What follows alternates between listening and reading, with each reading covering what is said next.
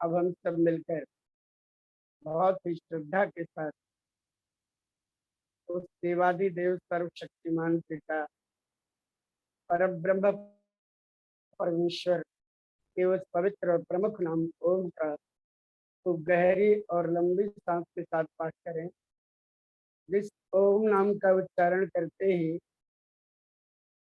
हमारी सारी वृत्तियां बहिर्मुखी से अंतर्मुखी होने लगती हैं, उत्तम और श्रेष्ठ संस्कार जागने लगते हैं और ऐसा लगता है कि हम धरती से धीरे धीरे धीरे धीरे ऊपर उठ गए।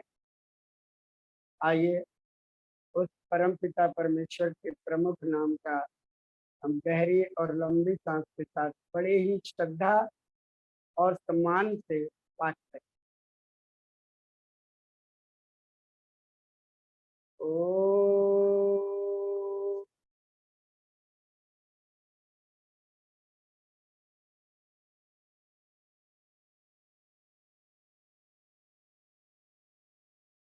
अकामधीरो अमृत स्वयंभू रथेन तृप्तो न कुतश्चनूनः तमेव विद्वान् न विभाय मृत्योरात्मानं धीरम् अजरं निवानम् आत्मानं धीरम् अजरं निवानम् कलाकंदाहारी तटवन बिहारी रवि त्रिदेन संहारी त्रिदिव प्रतिहारी सुटगणा समचेतोपकारी फल नव मुदाम सुपकारी नव मदाम दयानंद स्वामी नयन पथगामी भवतु मे दयानंद स्वामी नयन पथगामी भवतु मे। बहुत ही श्रद्धा और सम्मान के योग्य मातृशक्ति इस विचार गोष्ठी का संचालन करने वाले श्रीमान भाई जितेंद्र जी सरल और बहन आशा जी,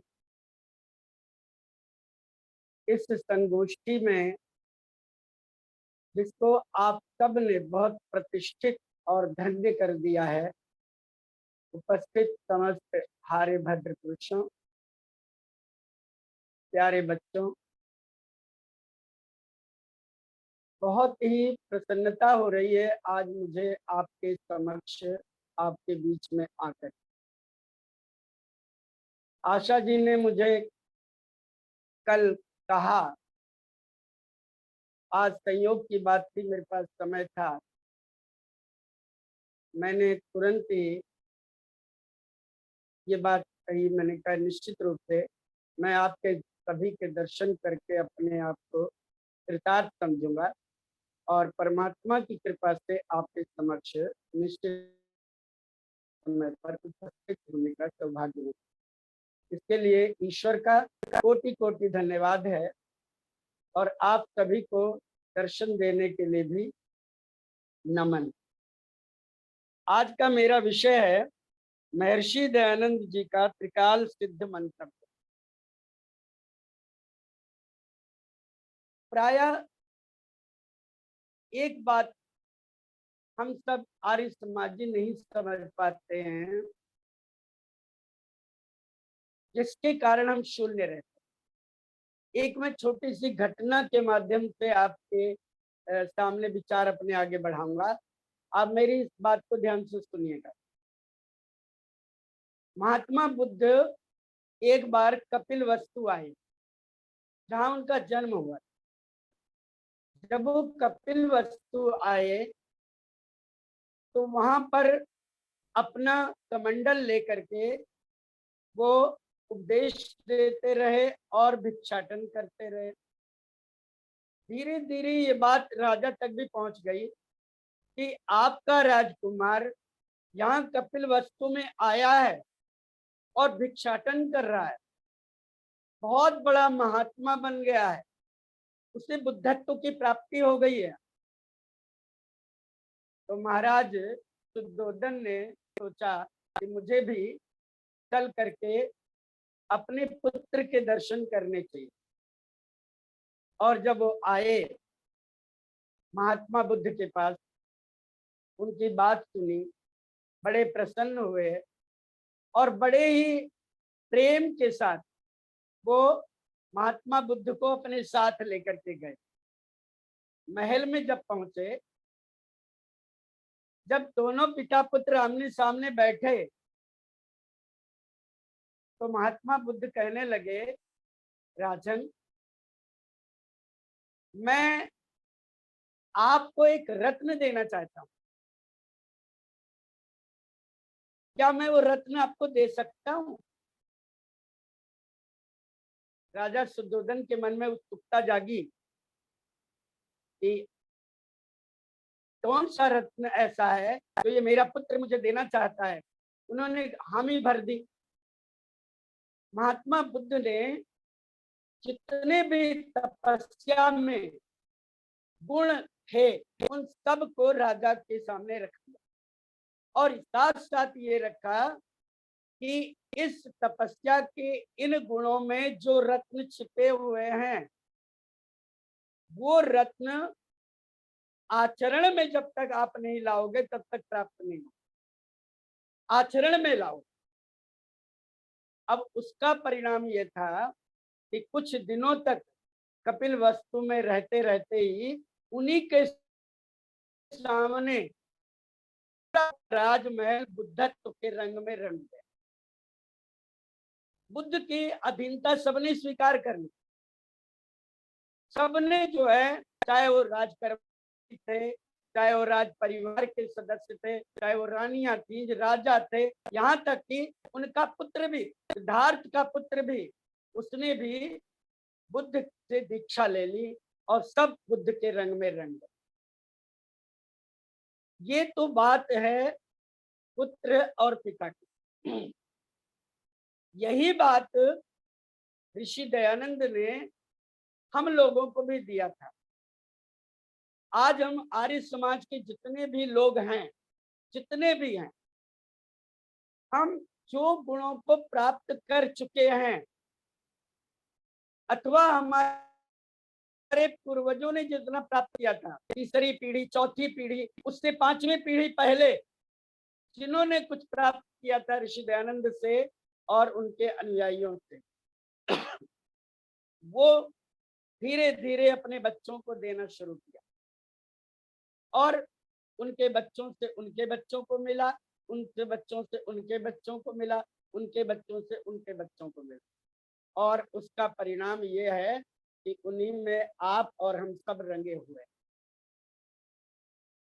पर पिता ने जो पहले पिता ने अपने बच्चों को संस्कार दिए थे, क्या वो संस्कार आगे भी हम दे रहे हैं या हमारे बाद में वो समाप्त हो जाएंगे?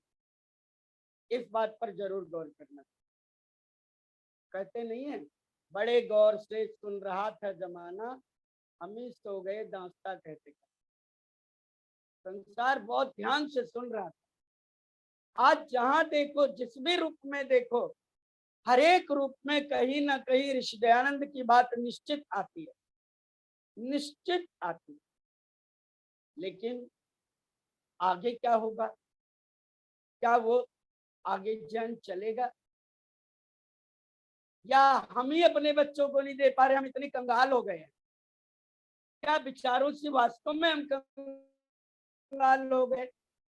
केवल आत्मश्लाघा, आत्म प्रशंसा, अपने लिए ही मालाओं के, फूल मालाओं के, प्रमाण पत्रों के और माइक पर अपनी प्रशंसा के, इन्हीं शब्दों को, इन्हीं सब चीजों का हमने एक बहुत बड़ा एक प्रपंच बना लिया।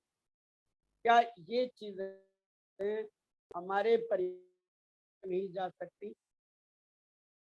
मैं आपको एक और निवेदन करता हूँ, आपने महाभारत की कथा सुनी है, यक्ष युधिष्ठिर का संवाद भी सुना है। यक्ष युधिष्ठिर के संवाद में 67वां और 68वां श्लोक जो है ना, ये जो 2 श्लोक हैं ये बड़े काम के हैं। 67वें श्लोक में यक्ष ने पूछा युधिष्ठिर से, युधिष्ठिर एक बात बताओ, धर्म अर्थ काम ये तीनों परस्पर विरोधी हैं। धर्म होता है तो न तो अर्थ आता है न काम आता है। अर्थ कमाने चलो तो धर्म छूट जाता है, काम छूट जाता है। काम की प्राप्ति के लिए करो तो अर्थ भी छूट जाता है, धर्म भी छूट जाता है। ये परस्पर विरोधी हैं। लेकिन ये गृहस्थी कैसे इन सब चीजों का उपयोग करे और सब तीनों को प्राप्त कर ले, जिसके कारण उससे चौथी चीज मोक्ष भी प्राप्त हो जाए। क्या कोई है सरल उपाय? तो 68वें श्लोक में कहा है युधिष्ठिर ने, कल बहुत सरल उपाय है। और यहाँ एक प्रकरण था तो मैं आपको समझाने का प्रयास करता हूँ। युधिष्ठिर कहते हैं, यक्ष, जब धर्म और भार्या, भार्या मतलब पत्नी, जब धर्म और भार्या दोनों आपस में अविरोधी हो जाते हैं, परिवार में अविरोधी हो जाते हैं, धर्म पत्नी का विरोध नहीं करता है और पत्नी धर्म का विरोध नहीं करती है, पत्नी धर्म के रंग में रंग जाती है, धर्म के सारे गुणों को अपना लेती है, और जब वो अपने पुरुष के साथ, अपने पति के साथ रह करके और समाज हार करती है, तो धर्म अर्थ काम ये तीनों मनुष्यों के अनुकूल हो जाते हैं। और इसीलिए ये जो शब्द आया था ना धर्म पत्नी का, ये उसी प्रकरण का शब्द है कि पत्नी धर्म रूप में हो जाए। धर्म पत्नी कहते हैं तो पत्नी का सम्मान बढ़ता है, मान बढ़ता है, उसकी प्रतिष्ठा बढ़ती है। लेकिन केवल पत्नी कह देने से प्रतिष्ठा नहीं बढ़ती है। एक सामान्य नारी, एक सामान्य स्त्री, एक सामान्य गृहिणी के रूप में उसका परिचायक होता है, लेकिन जब धर्म पत्नी कह देते हैं तो उसका मान बढ़ जाता है। लेकिन इसका उल्टी दिशा में करिए, अगर कोई धर्म पति के साथ लगा दे तब क्या होगा जानते हैं? जैसे कोई कहे ये मेरा धर्म पुत्र है, ये मेरे धर्म पिता हैं, मतलब क्या हुआ कि ये मेरे असली पिता तो नहीं है पर पिता की तरह इन्होंने मुझे पाला है, मेरा मान करते हैं, मुझे पालते हैं। ऐसे ही धर्मपति भी एक तरह का अपशब्द हो जाएगा नारी के लिए, जो उसका वास्तविक पति नहीं है। इसलिए मातृशक्ति और भद्र पुरुषों, युधिष्ठिर ने जो ये शब्द कहे ना वो आज बड़े काम के हैं। आज जो मेरा विषय है महर्षि दयानंद का त्रिकालातीत मंतव्य, वो मैं आपको निवेदन करता हूँ। ये बड़ा दर्द होता है जब ये देखता हूँ मैं कि क्या आज हमारे सत्संगों में 40-45 साल के नीचे के कितने हैं, गिने हुए लोग होते हैं, 2-4 होते हैं।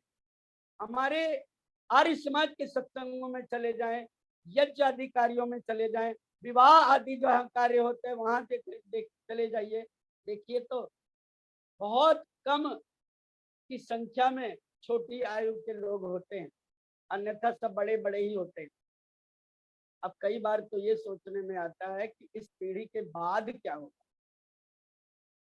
क्या हम इतने कंगाल हो गए कि हम अपने बच्चों को कुछ दे नहीं पा रहे हैं? महात्मा बुद्ध ने तो अपने पिता को रत्न दिए। यहाँ वैदिक संस्कृति कहती है कि पुत्र जो है वो पिता पुत्र को दे, और आगे जब वो पिता बन जाए तो अपने पुत्र को। इस तरह से परिपाटी चलती है। तो मैं आपको निवेदन करने चला हूँ वास्तव में स्थिति क्या रही। आपने जो आर्य समाज के 10 नियम आपने पढ़े होंगे, कितने याद हैं आप सबको? उनमें ऋषि दयानंद जी महाराज ने 2 नियम ऐसे दिए जो केवल आर्य समाज के लोगों के लिए रहा। आर्य समाज के लोगों के लिए उन्होंने प्रमुखता दी। एक तो तीसरा नियम, वेद सब सत्य विद्याओं का पुस्तक है, वेद का पढ़ना पढ़ाना और सुनना सुनाना सब आर्यों का परम धर्म, आर्य समाज के लिए। और छठा नियम जो रहा वो भी ऋषि ने आर्य समाज के लोगों के लिए कहा है, संसार का उपकार करना इस समाज का मुख्य उद्देश्य। बाकी जितने भी नियम हैं पहले से लेकर के और 10वें नियम तक, सारे नियम मनुष्य मात्र, मनुष्य मात्र, चाहे वो आर्य है और चाहे वो अनार्य है, सबके लिए। अनार्य का मतलब ये नहीं है कि ईश्वर को नकारता है।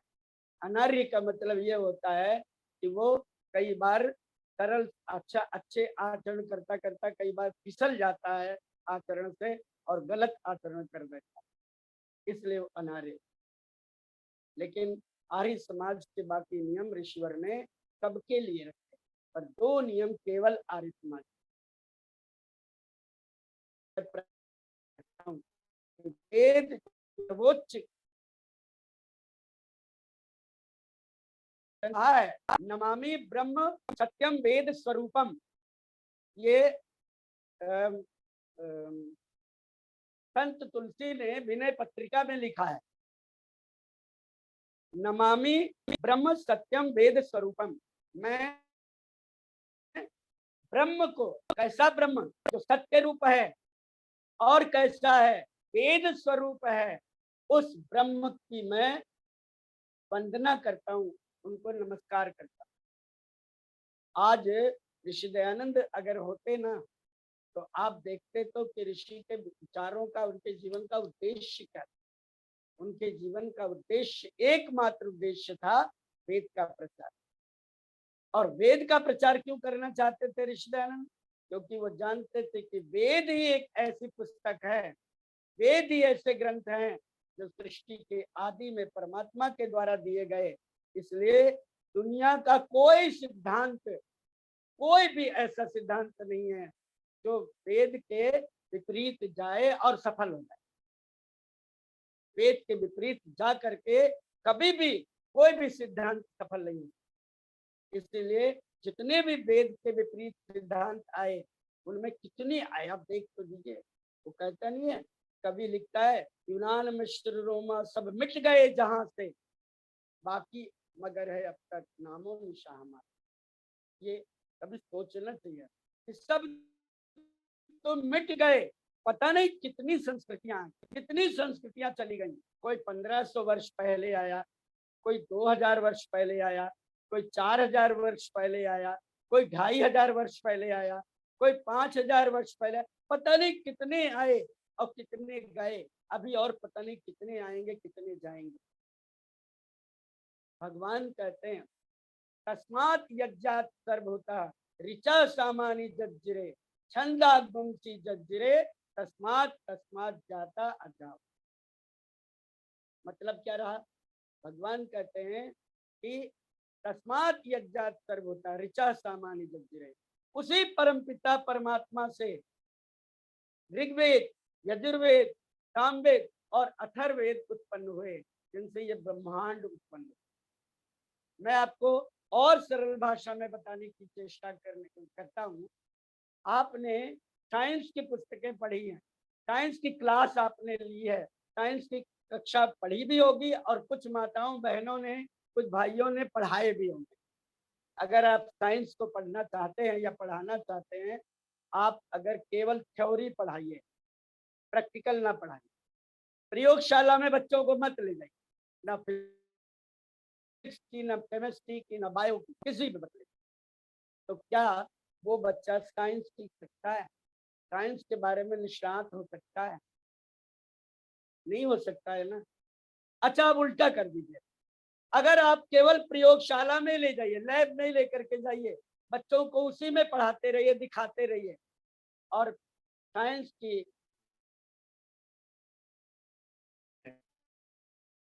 पुस्तक है, जो सिद्धांत पुस्तक है, उसको आप पढ़ाइए ही नहीं, क्लास में ना पढ़ाए। तो भी क्या बच्चा साइंस सीख सकता है? साइंस के सिद्धांत को जान सकता है? नहीं जान सकता है। इसी तरह से भगवान कहते हैं कि जो कुछ भी मैंने तुम्हें दिया है ना, वो दो रूपों में दिया है। प्रैक्टिकल मैंने जितना कुछ दिया है, ये पूरा ब्रह्मांड दिया है, पूरा ब्रह्मांड दिया। मनुष्य मात्र दिए, जीव मात्र दिए, वस्तु मात्र दिए, पता नहीं क्या क्या दे दिए, सब कुछ दे दिया। अंति संतम न पश्यति, अंति संतम न विजहाति, पश्य देवस्य कार्यम न ममार न जीर्यत। भगवान के इसका अपार ब्रह्मांड को देख, जिसका कोई अंत नहीं, ना अंत पहुंच सकते हैं, ना अंत को जान सकते हैं। अंतिम छोर तक इस ब्रह्मांड को जाना नहीं जा सकता। आज चंद्रमा पर जाने की चेष्टा करते वैज्ञानिक, तो ऐसा लगता है कि पता नहीं कितना बड़ा कार्य कर लिया, कर भी लिया, वास्तव में बहुत कुछ किया। मंगल पर, शुक्र पर जाने की कोशिश कर रहे हैं, पता नहीं और कितने ग्रह हैं पर जाने की कोशिश करेंगे, पर परमात्मा की इस अपार ब्रह्मांड को एक छोर तक, उस छोर तक व्यक्ति नहीं जा सकता और ना उसको जान सकता है पूरी तरह। हाँ, शनि शनि शनि शनि हो सकता है, धीरे धीरे धीरे धीरे हो सकता है। कहते हैं परमात्मा कहते हैं ये मैंने सारा लैब दिया है, प्रयोगशाला दी है, इसको देखो, लेकिन इसकी थ्योरी मैंने दी है। और वो थ्योरी क्या है? कहते थ्योरी तो वेद है, ऋग्वेद है। ऋग्वेद ज्ञान प्रधान है, ऋग्वेद का उपवेद आयुर्वेद है। मेडिकल साइंस किसको कहते हैं? आयुर्वेद है। ये ऋग्वेद का उपवेद है, यजुर्वेद है। कर्म सिद्धांत दिया मैंने तुम्हें, और कर्म सिद्धांत का जो उपवेद है वो धनुर्वेद है, मिलिट्री साइंस। ऐसी मिलिट्री साइंस जिससे पूरे देश की रक्षा करने का सौभाग्य मिलता है। केवल मनुष्य मात्र की रक्षा नहीं, प्राणी मात्र की रक्षा होती है उससे। मैंने तुम्हें सामवेद दिया है, जहां पर ज्ञान और कर्म दोनों को मिला दो तो उपासना बन जाती है। उपासना कांड दिया है, सामवेद दिया है, और उस सामवेद का मैंने उपवेद तुम्हें दिया है, गंधर्व वेद दिया है, म्यूजिक दिया है, संगीत शास्त्र दिया। और संगीत शास्त्र एक चीज का नाम नहीं है, एक चीज का नाम नहीं है। संगीत शास्त्र जो है ना, महर्षि लिखते हैं, महर्षि भृगु लिखते हैं, कहते हैं नृत्यम गीतम वादनम च त्रयम संगीतम उच्यते। नृत्य करना, गीत गाना और इंस्ट्रूमेंट बजाना, इन तीनों का नाम संगीत है। और फिर भगवान कहते हैं मैंने तुम्हें इन तीनों को जोड़ करके, ज्ञान, कर्म और उपासना, तीनों को जोड़ करके एक और शास्त्र दिया है, जिसको चौथे वेद के रूप में, अथर्ववेद के रूप में कहते हैं। अथर्ववेद का एक नाम है अंगिरस वेद भी है। अंगिरा ऋषि उसके प्रवर्तक थे, और उसका जो उपवेद दिया वो अर्थवेद दिया, इकोनॉमिक्स दी।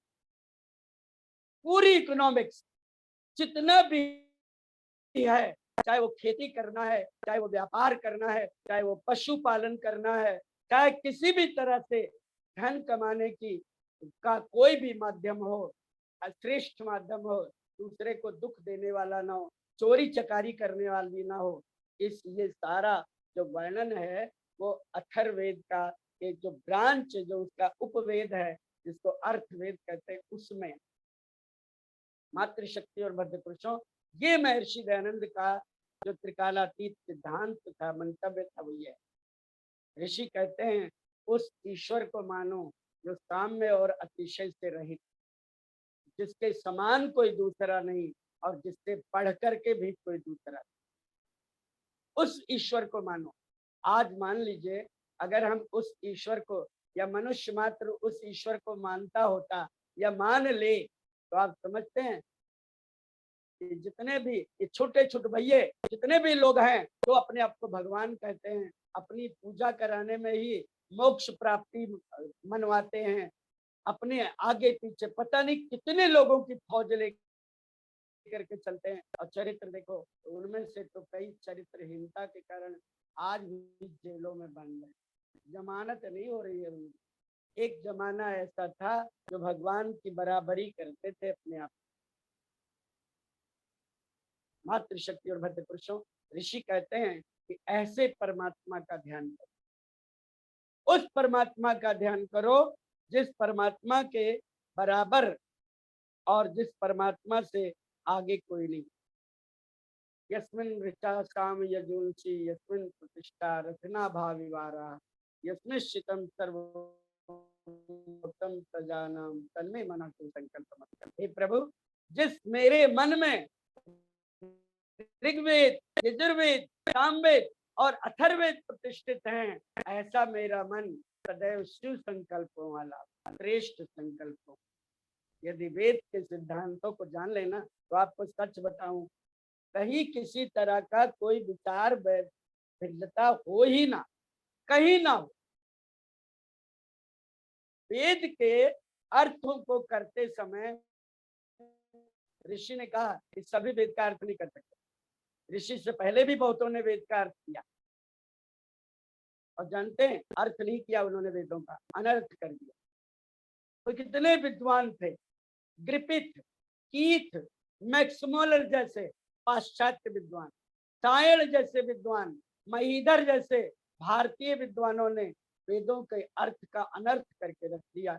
जहां विष्णु शब्द आया वहां विष्णु एक देवता की कल्पना कर, जहाँ शिव शब्द आया वहां शिव देवता की कल्पना कर ली, जहाँ इंद्र नाम आया वहां इंद्र की कल्पना कर ली, जहाँ सूर्य नाम आया वहां सूर्य की कल्पना कर ली, जहाँ सुग्रीव शब्द आया वहां सुग्रीव मान लिया, रामायण के एक पात्र को मान लिया, जहाँ राम शब्द आया वहां राम मान लिया, जहाँ अरावणा शब्द आया अरावणा में रावण छोड़ दिया, रावणा शब्द ले लिया, रावण की कल्पना कर डाली, पता नहीं क्या क्या करके वेद के अर्थ का अनर्थ कर दिया। और ईश्वर कहते हैं वेद के अर्थ को सब नहीं कर सकते, सभी के वश की बात नहीं है।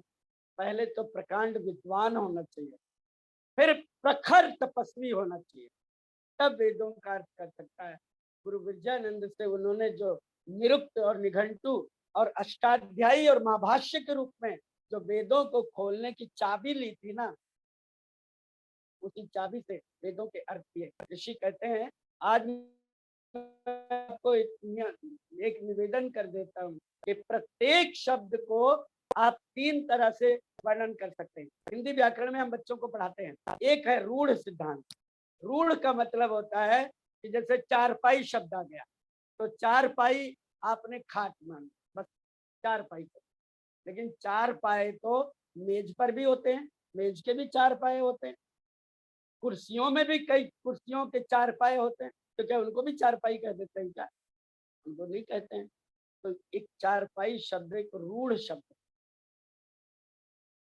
एक और होता है योग रूढ़ होता है। योग रूढ़ का मतलब यह होता है जैसे मेज है या कुर्सी है या तख्त है, उसमें भी चार पाए होते हैं। तो कई बार हम कह देते हैं कि भाई हमने की तरफ प्रयोग किया है तो ये तख्त, लेकिन हम चारपाई की तरह प्रयोग करते हैं। हमने ऐसी कुर्सी बना ली है ना जिसमें हम लेट सकते हैं, कमर बिल्कुल सीधी कर सकते हैं, पीठ सीधी कर सकते हैं, पैर सीधा कर सकते हैं, ये है योग रूढ़। लेकिन एक शब्द और एक तरह का, उसको कहते हैं यौगिक। यौगिक का मतलब होता है कि प्रत्येक शब्द के व्याकरण के अनुसार अर्थों में जाना, जो ऋषि ने किया। ध्यान रखना, तो ग्रीवा शब्द का जब भी अर्थ किया तो निरुक्त के अनुसार किया। तू सुंदरम ग्रीवा, ग्रीवास्ति यस्य स सुग्रीवा, जिस राजा का बहुत ही सुंदर ढंग से जिसकी गर्दन होती थी, बड़ी सुंदर गर्दन होती थी, उसको कहते सुग्रीव। जो रमण करने वाला है, या कण कण रमयति तत् राम स रामा उच्चते, जो कण कण में रमण करता है वो ब्रह्म राम कहलाता है। ये यौगिक अर्थ किया ऋषि ने। इसीलिए ऋषि दयानंद के जो सिद्धांत रहे वो त्रिकालदर्शी रहे। इसीलिए ऋषि ने एक बात कह दी कि वेदों में न तो मूर्ति पूजा है, और ना अवतारवाद। मूर्ति पूजा एक जगह पर कहा तो था, एक जगह पर जहाँ दिखा रहे थे ना कि लोग कि देखो ये इसमें मूर्ति पूजा लिखी है इस वेद में, तो ऋषि ने कहा ये वेद के मंत्र का अनर्थ कर रहे हो तुम। मूर्ति का मतलब प्रतिमा नहीं होता, न तस्य प्रतिमा अस्ति यस्य नाम महादेशा। उस परमात्मा की कोई प्रतिमा नहीं है जिस परमात्मा का महान यश है इस ब्रह्मांड में। इसलिए जब भी ऋषि दयानंद के सिद्धांत को हम जेब में रखते हैं ना, तो आप समझ लीजिए बहुत बड़ा रिचनेस हमारे अंदर आ जाती है, बहुत बड़ी रिचनेस आ जाती है। हम धनी कहलाते हैं। हमें कोई ये उबड़ खाबड़ जितने भी मत मतांतर है ना, कोई हमें बांध नहीं सकते, अपने वश में कर नहीं सकते, क्योंकि हमारे पास ऋषि दयानंद और वेद का खजाना होता है जेब में हमारे। हम जहां भी जाते हैं दिल खोल करके हम सबसे मिलते हैं, पर कोई भी व्यक्ति हमारे पास आ करके हमें अपने जाल में नहीं फंसा, क्योंकि हमारे पास वेद का बहुत बड़ा धन है ऋषि दयानंद का यही। इसलिए अवतारवाद, मूर्ति पूजा, ये सब ऋषि ने इसका खंडन किया। महिलाओं का सम्मान देने की जहां तक बात रही, ऋषि ने बहुत सुंदर बात कही। यजुर्वेद के 26वें अध्याय का दूसरा मंत्र उठा करके बताया कि यथे माम वाचम कल्याणी माम वदानी जनेभ्या ब्रह्म राजन्याभ्याम शूद्राय चार्याय च स्वाय चारणाय। परमात्मा कहते हैं कि जैसे मैंने स्त्री पुरुष छोटे बड़े किसी भी प्रकार के कार्य करने वाले, चाहे लोहे का काम करने वाला हो, चाहे सोने का काम करने वाला हो, चाहे तांबे का काम करने वाला, चाहे पढ़ाने वाला हो, चाहे सौदा करने वाला हो, चाहे खरीदने वाला हो, कोई भी हो, चाहे मजदूर हो, चाहे राजा हो, चाहे प्रजा हो, कोई भी हो, सबके लिए जैसे मैंने पेड़ों पर फल दिए हैं, जैसे मैंने सूर्य की रोशनी दी है सबके लिए, जैसे मैंने जल सबके लिए दिए, जैसे मैंने अन्न सबके लिए दिए, जैसे मैंने इस ब्रह्मांड का कण कण सबके लिए दिया, कहीं किसी के साथ पक्षपात नहीं किया, ऐसे मैंने वेद भी सबके लिए। यथे माम वाचम कल्याणी माम आवदानी जनेभ्या ब्रह्म राजन्याभ्याम शूद्राय चार्याय च स्वाय चारणाय। मैंने अपनी वेद वाणी जैसे ब्राह्मणों को दिया है, ब्राह्मण वाला जन्मजात ब्राह्मण नहीं, जो ब्रह्म विद्या को पढ़ते हैं, यहाँ कर्म से अभिप्राय है। जैसे मैंने क्षत्रियों को दिया है जो अपने देश की रक्षा करते हैं, जैसे मैंने वैश्यों को दिया है जो धन कमाते हैं, व्यापार आदि करते हैं, खेती आदि करते हैं, गौ पालन करते हैं, पशुपालन करते हैं, जैसे मैंने मजदूरों को दिया है, जैसे मैंने बाकी लोगों को दिया है, छोटे से छोटा काम करने वालों को भी मैंने इस ब्रह्मांड का कण कण दिया। कोई बताए, कोई किसी भी प्रकार का कर्म करने वाला, कोई बताए कि जल के बगैर वो रह सकता है, अन्न के बगैर रह सकता है, सूर्य की रोशनी के बगैर रह सकता है, औषधियों के बगैर रह सकता है, वायु के बगैर रह सकता है? अगर नहीं रह सकता है तो फिर वेद के बगैर भी कोई नहीं रह सकता है। वेद भी परमात्मा कहते हैं मैंने सबके लिए। मातृशक्ति और भद्र पुरुषों, ये तो हुई हमारी महर्षि दयानंद के मंतव्य की बात। एक बात अंतिम और कहकर समाप्त करूंगा। कल जो थे हमारे जो हिंदू जगत में, जिसको आप पौराणिक जगत कहते हैं ना, उसमें एक और प्रथा, एक कुप्रथा ही समझ लीजिए, प्रथा चल पड़ी है और कल से प्रारंभ हो रही है, और उसका नाम है श्राद्ध। श्राद्ध। आज प्रातः काल पार्क में कुछ लोग बैठे थे और बात हो रही थी, मैंने उनके सामने एक बात कही। मैंने कहा एक बात बताओ, आप वृद्ध हैं, आपके बच्चे हैं? हाँ हैं। क्या आपके पोते पोतियां हैं? हैं। तो मैंने कहा एक बात बताओ, क्या आप चाहते हो कि आपके बच्चे आपके जीवित आपकी सेवा ना करें, आपके मरने के बाद में वो किसी को आपके नाम से किसी को खिलाते रहे, पिलाते रहे, देते रहे, लेते रहे, उसकी बात मानते रहे, तो चीज आपको मिलेगी क्या? कहते नहीं, बिल्कुल नहीं। तो फिर क्या करना चाहिए? तो जीवित देना चाहिए। मतलब बस यही बात आर्य समाज कहता है। आर्य समाज कहता है श्रद्धया दीयते हुयते आहूयते च यस्मिन् तत् श्राद्धम। जब बच्चे श्रद्धा पूर्वक अपने माता पिता को बुला करके पास बिठा करके उनके पास बैठ करके श्रद्धा से खिलाते हैं, पिलाते हैं, उनका हाल चाल पूछते हैं, उनका कुशल क्षेम पूछते हैं, उनके तबीयत का, उनका स्वास्थ्य का ध्यान रखते हैं, उनके लिए औषधियां ला करके देते हैं, उनकी आज्ञा का पालन करते हैं, उनके अनुसार चलते हैं। यही श्राद्ध। और जब माता पिता तृप्त होकर के, पूर्णतया तृप्त होकर के, दादा दादी पूर्णतया तृप्त होकर के वो अपने बच्चों के सिर पर हाथ रख करके ऐसे कहते हैं, तो मेरे बेटे तुम्हारे जैसी संतान परमात्मा सबको दे, मैं तुम्हारी सेवा से तृप्त हो गया, तो उसी को तर्पण।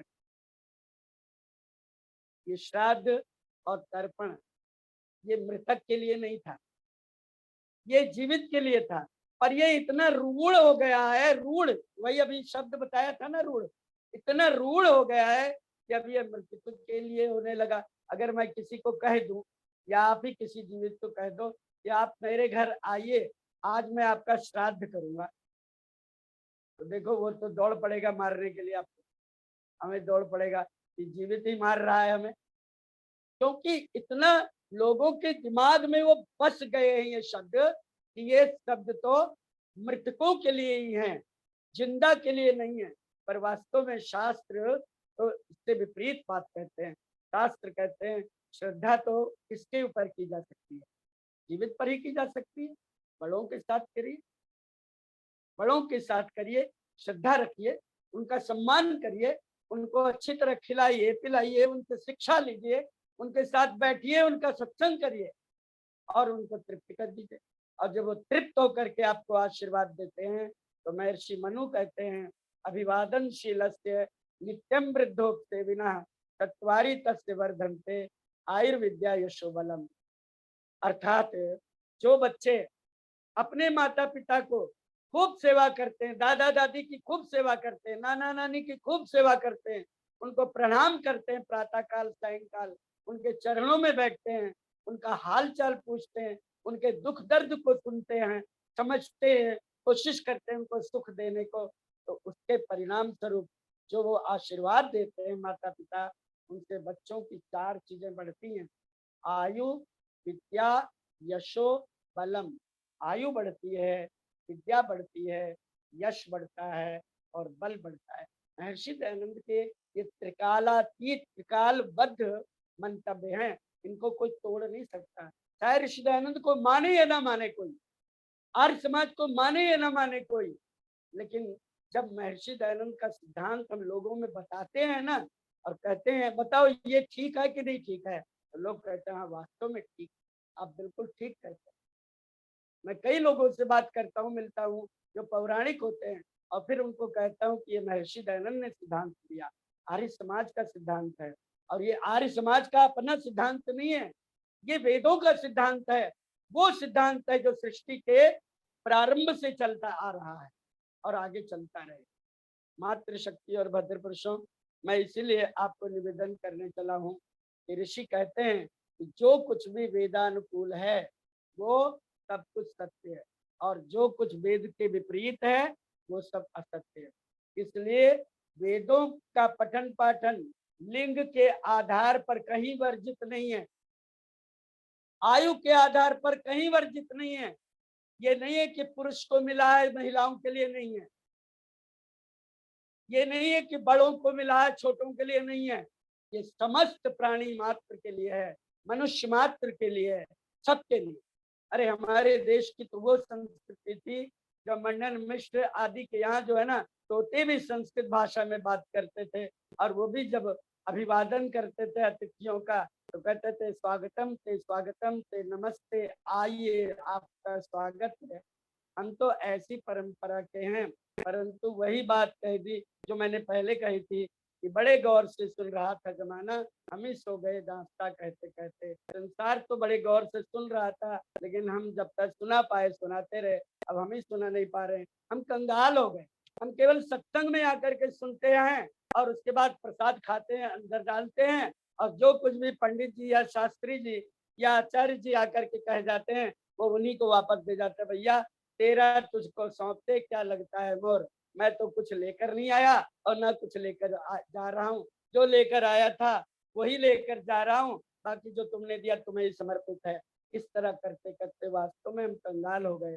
आज हम आर्य समाज के को हमने कहाँ पहुंचा दिया। आज सोचता हूँ कई बार कि हमारा भविष्य क्या होगा। हम अपनी बात को अपने घरों में जाकर बच्चों को बताएं, वेदों को बताएं, ऋषि दयानंद को बताएं, सत्संग में जो कुछ सुनते हैं उसको अपने घर जाकर बच्चों को सुनाएं जो नहीं आ रहे। बच्चों को बताएं, पुत्रियों को बताएं, पुत्र वधुओं को बताएं, वो छोटे छोटे पोते पोतियों को बताएं, दोहते दोतियों को बताएं, और फिर देखिए वो आर्य समाज की बात को कितना स्वीकार करेंगे और अपने आचरण में लाएं। केवल सम्मान प्राप्त कर लें और फोटो खिंचा लें और साइट पर डाल दें, यही काफी नहीं है। इससे आर्य समाज का प्रचार नहीं होने वाला है।